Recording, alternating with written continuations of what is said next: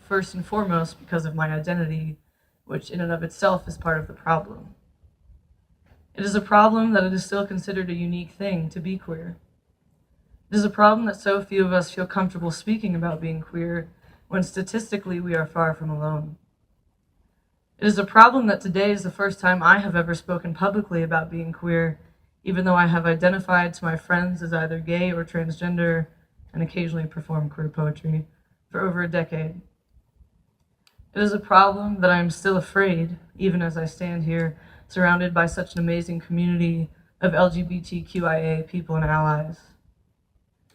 It is a problem that when Matthew Shepard's murder comes up in conversation, even 20 years later, we still struggle to keep it alive, to honor him and all those who have suffered less publicly alongside, before, and after his death.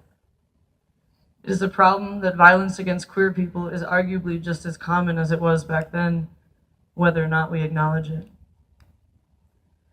The last time I was sexually assaulted, a man in a truck drove by as my drunk, half-limp body was being shoved against my car downtown. Instead of stopping, he shouted "gays" and kept on driving. Not for a moment did it occur to him that maybe I needed help. That maybe him shouting out the window of a moving truck actually made things worse because I knew that someone had seen me and had done nothing.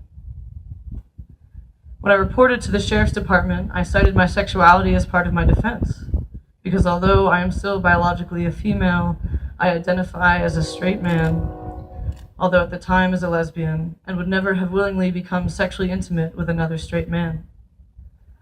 Rather than supporting me, the deputies told me that they believed I had made up the rape allegation because I was embarrassed about having sex with a man and I was trying to protect my gay reputation. I was threatened with false reporting charges, and they refused to prosecute my perpetrator, who graduated this university a free man. I wish I could say that this was not a common occurrence. I wish I could say that I did not know other queer people who have also faced sexual, physical, verbal, or emotional violence in some form. In fact, 50% of gender nonconforming students who completed UW's most recent climate survey had experienced some type of sexual assault, as compared to 27% of students overall. I wish I could say that any of these people have received justice.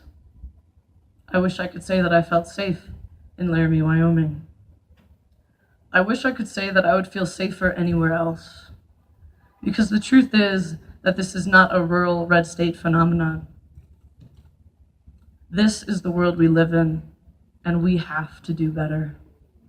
We have to stand up for each other, even when we don't feel able to stand up for ourselves.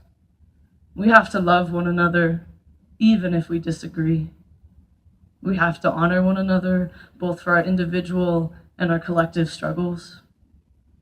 And most of all, we have to remember to never forget those who came before us, those who, like Matthew, like Harvey Milk, Brandon Tina, Sylvia Rivera, made sacrifices so that we might eventually become safe, so that one day we might not be afraid to wear the clothing that we feel most comfortable in, or use the pronouns we were meant to be called by, or hold the hand of the person we love in public.